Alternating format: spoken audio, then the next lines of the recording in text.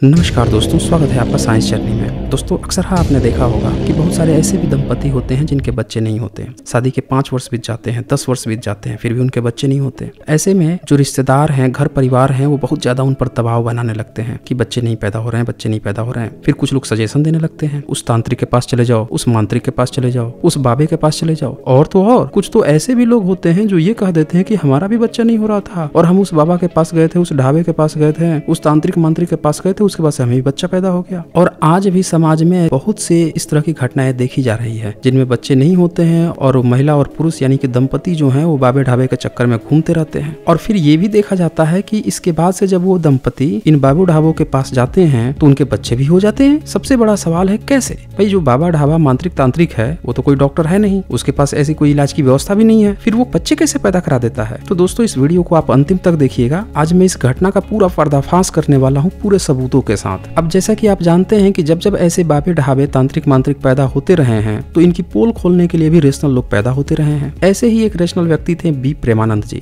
B Premanand जी ने इन बाबा ढाबाओं की पोल खोलने में कोई कोर कसर नहीं छोड़ी। जब तक ये जिंदा रहे तब तक इन्होंने इनाम भी घोषित किया कि भैया कोई भी बाबा ढाबा जो है हमारे सामने अपना जो भी उसके क्लेम है साबित कर दे, हम उसको इनाम देंगे। लेकिन कोई नहीं आया। आता कैसे भला? पोल जो खुल जाती। तो बी प्रेमानंद जी जो है इन्होंने ऐसे ही एक बाबा का पता लगाया जिसके यहाँ महिलाएं जो जाती थी वो प्रेग्नेंट हो जाती थी। मतलब जिन लोगों के भी बच्चे नहीं होते थे वो उसके पास जाती थी और वो जो भी बाबा था, पुजारी था, वो कुछ ऐसा करता था कि वो उसके पास से प्रेग्नेंट भी हो जाती थी। जब ये घटना बी प्रेमानंद जी ने सुनी तो पहले उन्होंने सर्वे किया वहां पे कि भाई यहाँ पे जितने भी दंपति आए हैं उनमें से कितने लोग प्रेग्नेंट हुए हैं। तब उनको पता चला 90% जो दंपति वहां पहुंचे थे जिनके बच्चे नहीं हो रहे थे उनको वास्तव में बच्चा हो गया। अब ये एक बड़ा आंकड़ा था। 90% का आंकड़ा एक बड़ा आंकड़ा होता है। तो उनके मन में भी उत्सुकता जागी। तो उन्होंने एक बड़ा खूबसूरत किताब लिखा है। किताब का नाम है विज्ञान बनाम चमत्कार, जो विश्व बुक से पब्लिश्ड भी हुई है। उसमें उन्होंने इस घटना का जिक्र करते हुए बड़े डिटेल्स में लिखा है। तो मैं पूरी घटना आपको पढ़कर सुनाता हूँ क्योंकि इस घटना का पर्दाफाश बी प्रेमानंद जी ने किया था, इसलिए उनकी ही जबानी हम सुनेंगे कि दरअसल वहाँ पे हुआ क्या था और चल क्या रहा था।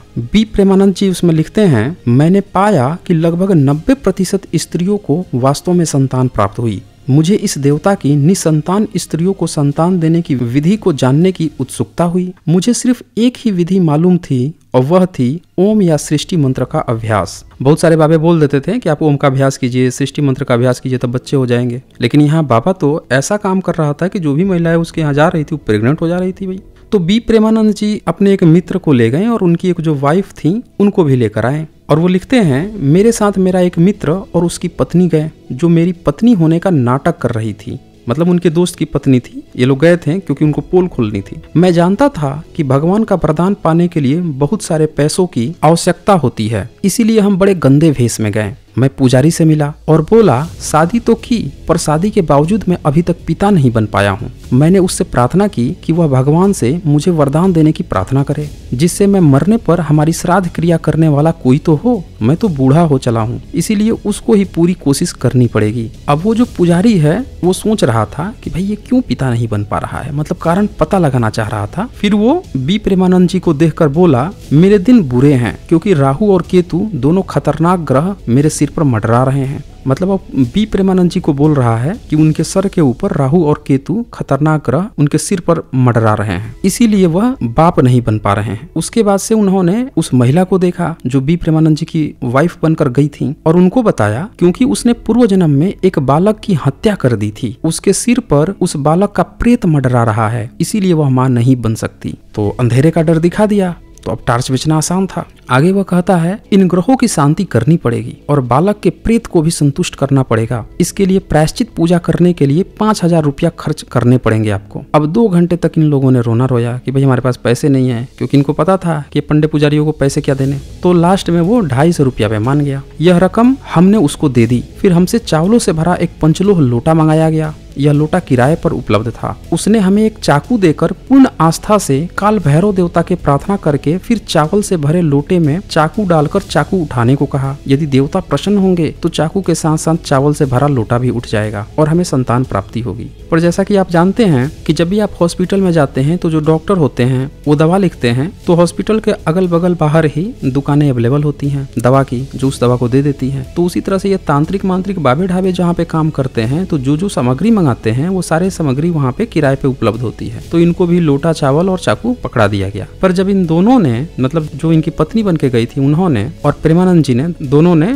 चाकू को पकड़ कर उठाना चाहा तो देखा कि चाकू ही निकल गया और लोटा नीचे ही रह गया। तो वो लिखते हैं, हमने एक दूसरे को छूते हुए पूजा की, फिर लोटे में चाकू डालकर उठाया, पर चाकू के साथ लोटा ऊपर नहीं उठा। तब पुजारी क्या कहता है कि उसका आभास सत्य निकला। फिर उसने प्रायश्चित पूजा आरंभ की जो घंटे भर चली। मतलब समझ रहे हैं, जैसे आप जाते हैं हॉस्पिटल में तो आपका अल्ट्रासाउंड होता है, आपका एक्सरे होता है, आपकी सारी चीजें जांच की जाती है, वैसे ही ये बंदा जो है चाकू, लोटा और चावल से जांच कर रहा था प्रेत बाधा है कि नहीं। अब इसके बाद से अब वो प्रायश्चित पूजा शुरू कर दिया प्रेत भगाने का। हर शब्द के साथ वह चाकू को लोटे में डालकर निकालता। प्रायश्चित पूजा के पश्चात हमसे कहा गया कि हम चाकू को चावलों के नीचे ले जाकर फिर ऊपर उठाएं। इसमें उसने हमारी सहायता की और आश्चर्यजनक रूप से चाकू के साथ लोटा भी ऊपर उठ गया। उसने हमें बताया कि पूजा सार्थक हो गई। समझ रहे हैं? अब ये जो बात है कि भाई लोटा में चावल भरा था, चाकू डालने पर, चाकू उठाने पर लोटा भी उठ गया, ये कैसे, इसका भी मैं आपको लास्ट में बताऊंगा कि ये कैसे किया जा सकता है। लेकिन इससे पहले आप आगे बढ़ते हैं कि अब पुजारी जो है बच्चे कैसे पैदा करवाएगा। ये तो अभी टेस्टिंग चल रही थी। अब आगे सुनिए। अब अगला कदम यह था कि महिला को देवता के मंदिर के अंदर बंद होकर प्रतिमा के साथ संभोग करना होगा। वह बहादुर महिला थी। मंदिर के अंदर उसने प्रवेश के साथ दरवाजा बंद हो गया। अंदर धूप अंधेरा था क्योंकि वहां न खिड़की थी न रोशनदान। वह उस स्थान पर खड़ी हो गई जहां पुजारी ने बैठकर पूजा की थी, क्योंकि वहां पर बैठने के लिए पट्टा था। अब जिस पर ये लोग बैठ रहे थे तो वहां पे लकड़ी का एक पट्टा था। कुछ मिनट बाद उसे मूर्ति के पीछे से अपनी ओर किसी के आने की आहट सुनाई पड़ी। अब वहां पे एक नंगा स्टैचू था जिसका लिंग निकला हुआ था, और जब वहां से सभी लोग हटा दिए गए, सिर्फ वहां पे महिला थी, तो वो देख रही हैं कि उस मूर्ति के पीछे से कोई आ रहा है। उनको आहट महसूस हुआ। चूंकि वहां अंधेरा था तो पता नहीं चल रहा था। तब इन्होंने क्या किया, वो पट्टा धीरे से उठा लिया जिस पर बैठी थी, और वो पट्टे के साथ तैयार थी। उसने पट्टा व्यक्ति के सिर पर दे मारा। अब ये सब इतना अचानक हुआ, ऐसा पहले कभी हुआ नहीं था। तो वो व्यक्ति नीचे गिर गया, पट्टा मूर्ति पर भी लगा और नग्न मूर्ति के गुप्तांग टूट गए। उससे दरवाजे पर जोर जोर से दस्तक दी और हमने उसे खुलवाया। एक व्यक्ति जमीन पर चित्त पड़ा था और मूर्ति ने अपनी जनेंद्रिय खो दी थी। हमने मूर्ति की तस्वीर ली। अब हमें समझ में आया कि इस मंदिर में प्रार्थना करने वाली स्त्रियां गर्भवती कैसे हो जाती हैं। जो स्त्रियां गर्भवती हो जाती थी उनके पति नपुंसक होते थे। उनको देवता का नहीं पुजारी का आशीर्वाद मिलता था। जो स्त्री खुद ही बांझ होती उसको संतान प्राप्त नहीं होती थी। यानी कि जो 90% जो केस थे जिसमें महिलाएं प्रेग्नेंट हो जा रही थीं, उसका कारण ये था कि उनके पतियों में दोष था। और 10% ऐसे भी केस थे जहां महिलाओं में ही दोष था। जो पुजारी जो मूर्ति के पीछे से निकल के आता था उसके काम क्रिया के बाद भी प्रेग्नेंट नहीं हो पाती थी, क्योंकि वो बांझ होती थी। इसलिए 90% महिलाएं जो है प्रेग्नेंट हो जाती थी। तो यहाँ से दोस्तों आप लोगों को ये समझ में आ गया होगा कि ये जितने भी बाबे ढाबे जो हैं इस तरह के क्रियाक्रम भारत में चला रखे थे, और न जाने कितनी महिलाएं जो हैं जो बच्चे बड़ी मुश्किल से पाई हैं, वो बच्चों का डीएनए टेस्ट हो तो कुछ और भी रिजल्ट निकल सकता है। तो वहां से क्या रिजल्ट निकलेगा ये सब आप लोगों को पता चल गया होगा इस कहानी को सुनने के बाद। अब ये आगे लिखते हैं कि प्रारंभिक वर्षों में सत्य साई बाबा ने भी सैकड़ों महिलाओं को संतान दी थी। अब सत्य साई का आपने नाम सुना होगा, आंध्र प्रदेश का, खूब नौटंकी किया। एक तो समय ऐसा था उसकी फोटो लगा के हर घर में वहां पे महिलाएं जो हैं मार बहुत लगा रही हैं सुबह से शाम तक। अब एक भारत की ही एक महिला हैं जो अब एनआरआई हो चुकी हैं, उनके पति कनाडा में वहां के सांसद थे। तो उन्होंने मेरे दूसरे चैनल रेशनल वर्ल्ड पे स्ट्रीम के दौरान उनसे मेरी लाइव बातचीत हुई, तो उन्होंने उसके बारे में जो बताया वह काफी हैरान करने वाला है। आप खुद सुन लीजिए।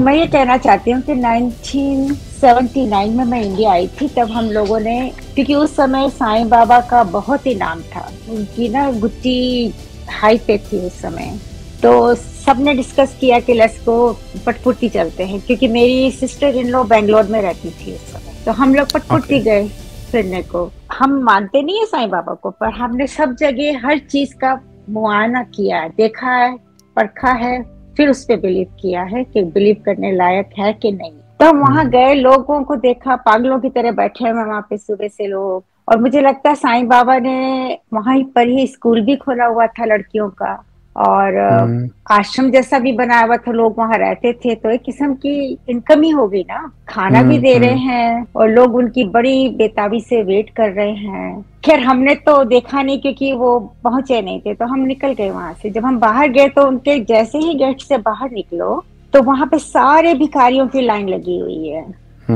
तो उस समय मेरे हस्बैंड ने बोला था कि यार हमसे क्यों मांग रहे हो, वो अंदर भगवान बैठा है आप लोगों का, उसके पास जाओ ना, वो देगा, वो तो खुद तो बड़े आराम से बैठा हुआ है, उससे मांगो खाना। हमारे भारत की विडंबना है कि हम पता नहीं कौन से धर्म में, कौन से भगवानों में जकड़े हुए हैं। भगवान तो भगवान से ही, इंसानों ने अपने आप को ही भगवान बना के रखा हुआ है और लोग उनकी पूजा कर रहे हैं, आरती कर रहे हैं। उन्होंने अपनी आरती भी बना ली है साईं बाबा की। और लोग पागलों की यहाँ पर भी, कनाडा में, ऑस्ट्रेलिया में, अमेरिका में, इंग्लैंड में, सब जगह इन लोगों के अपने संगठन बने हुए हैं साईं बाबा का।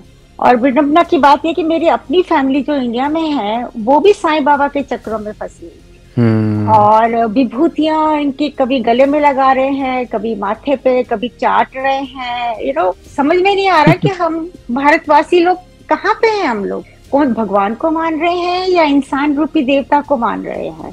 और उसी के बाद में इतने सारे बाबा इकट्ठे हो गए, क्योंकि ये तो एक किस्म का व्यापार है।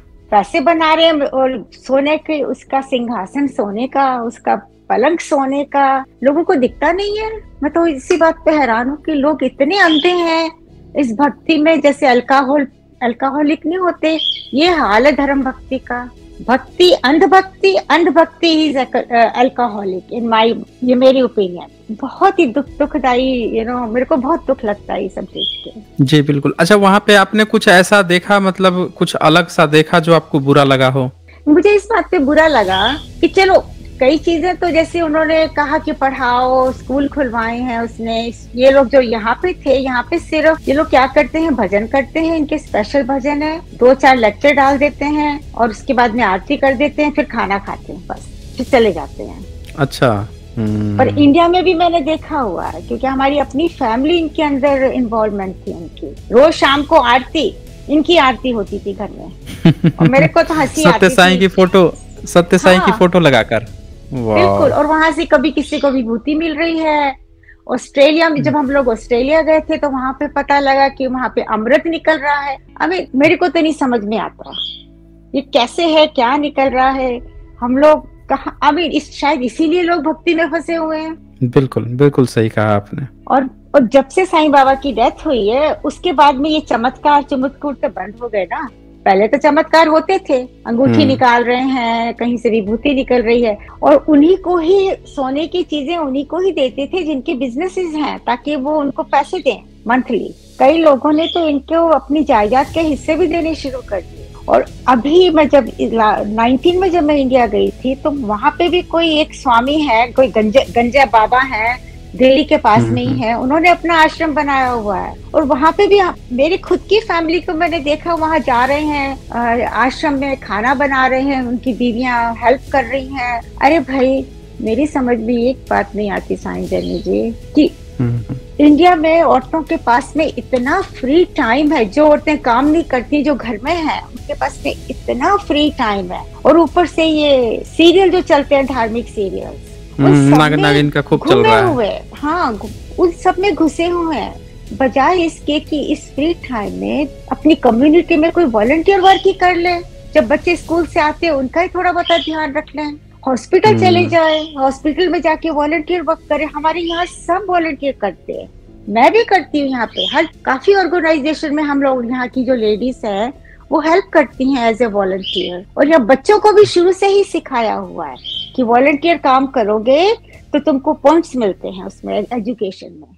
तो यहाँ आप देख सकते हैं कि इन्होंने आंखों देखा हाल बताया। आगे मैं बी प्रेमानंद जी की बात करूंगा। आगे बी प्रेमानंद जी अपनी किताब में लिखते हैं कि उनकी कार्य प्रणाली यह होती थी, यानी सत्य साईं की, कि महिला को आश्रम में रहकर प्रातः से लेकर रात भर निरंतर पूजा करनी होती। रात में उसको एक प्याला दूध दिया जाता, जिससे पीते ही वह बेसुध हो जाती, फिर बाबा को देखते ही वह गर्भवती हो जाए। मतलब आप समझ गए कहानी। तो इसकी जांच के लिए श्री वाई बी चौहान और TN पाय भी उनके पास पहुंच गए, सत्य साईं के पास, कि भैया हमको भी संतान चाहिए, हमको भी वरदान दीजिए। पर चूंकि वो दोनों लोग अपनी बीवियों को वहां पे नहीं ले गए थे और न ही उस सत्य साईं बाबा के पास अपनी बीवियों को छोड़े, तो कभी भी उनकी पत्नियां जो हैं सत्य साईं बाबा की कृपा दृष्टि से प्रेग्नेंट नहीं हो पाई। आगे बी प्रेमानंद जी लिखते हैं, कोई भी स्त्री जो किसी बाबा के पास संतान के लिए जाती है, अपने गर्भ में बाबा की ही संतान पालती है। इन धोखेबाजों के पास जाने की जगह उनको हॉस्पिटल जाकर उचित इलाज करवाना चाहिए। चिकित्सा विज्ञान ने इतनी प्रगति कर ली है कि उचित इलाज के द्वारा पुरुष के वीर्य में वृद्धि की जा सकती है और स्त्री गर्भवती हो सकती है। यदि उसकी फैलोपियन ट्यूब में कोई कमी है तो उसका कृत्रिम गर्भाधान भी किया जा सकता है या उसकी परखनली संतान पैदा की जा सकती है। यदि उससे शरीर में कोई कमी है तो कोई भी बाबा किसी स्त्री को गर्भवती नहीं कर सकता।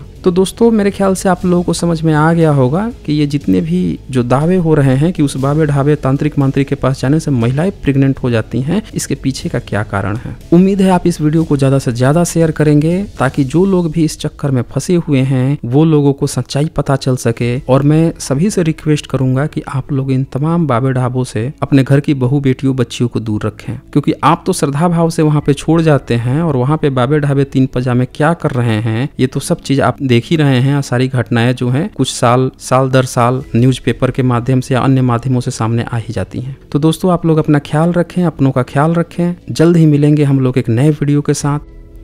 तो दोस्तों अब जाते जाते मैं आप लोगों को ये भी बता दूं कि जब पुजारी ने चावल भरे लोटे में से चाकू पकड़ के जब उसे ऊपर उठवाया था तो लोटा भी साथ में कैसे उठ गया था। इसके लिए बी प्रेमानंद जी ने बताया है कि उसके लिए सामग्री की ज़रूरत है पतली गर्दन, चौड़े तले वाला लोटा, सीधा लंबा चाकू। और वो विधि बताते हैं कि लोटे में अच्छी तरह से चावल भर दें और खूब दबदबा कर भरें। बीच बीच तक चाकू अंदर डालें। जब आपको लगे कि चावल नीचे तक अच्छी तरह जम गए हैं तो चाकू को एकदम सीधा रख के नीचे तक डाल दें, लोटा ऊपर उठ जाएगा। और बी प्रेमानंद जी आगे ये भी लिखते हैं कि यह खेल मैंने 7000 से भी अधिक बार दिखाया है पर मैंने आज तक किसी बच्चे को जन्म नहीं दिया। रोचक बात यह है कि सबरीमाला अयप्पा नामक एक भगवान है जो विष्णु शिव के मिलन से उत्पन्न हुए हैं। अयप्पा स्वामी स्त्रियों से नफरत करते हैं, इसीलिए स्त्रियों को उनके मंदिर में जाने की अनुमति नहीं है, पर हाल ही में उनकी पत्नी और बच्चों के नाम पर मंदिर भी बने हैं। तो दोस्तों ये खेल था हाथ की सफाई का खेल, जिसे दिखाकर पुजारी लोगों को यज्ञ करने के पैसे लेता था और फिर उनकी बीवियों को अंदर ले जाकर प्रेग्नेंट करता था। तो दोस्तों आज बस इतना ही। जल्द मिलते हैं एक नए वीडियो के साथ। धन्यवाद।